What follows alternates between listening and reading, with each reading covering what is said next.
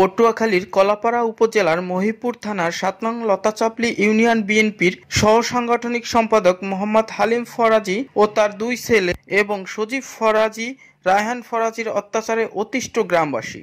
সরজমিনে দেখা যায় খাজুরা বাহামকান্দা 2 নং ওয়ার্ড গ্রাম বাসিন্দা মোসাম্মদ রাশিদা বেগম, সজীব হাওলাদার, মোস্তফা ফকির, মোহাম্মদ মিরাজ ফকির তাদের নিকট চাঁদা দাবি করে ভুক্তভোগীগণ চাঁদা দিতে অসম্মতি জানায়।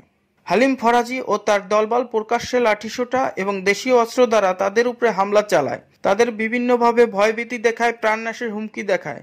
তারা প্রতিনিয়ত তাদের উপরে অত্যাচার করে আসছেন।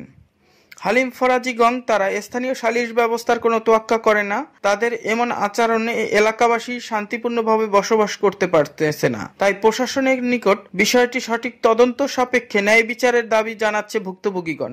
যে ঘটনা ঘটছে এই বিষয়ে আপনারা কিছু বলুন।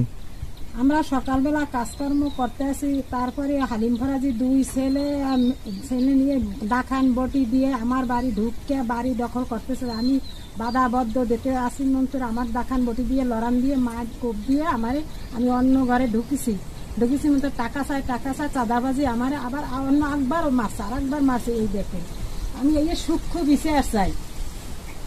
হালিম ফরাজি এগুলো এই ঘটনাগুলো ঘটাইছে সত্য। উনি আরো একবার ওই মহিলার কোপাইয়া মহিলা রক্তাক্ত করে ফেলাইছে। এরপর আবার এই কিছুদিন আগে আমার বাড়িতে লড়াই উঠাইছে ওনার ছেলে 2টায়, উনি দাহান দিয়া ওই মহিলার 2-3টা টাকা দিয়েছে, কব দেয় নাই। কলাপাড়া থেকে AKM Saiful Islam, news desk, বিজলি টিভি।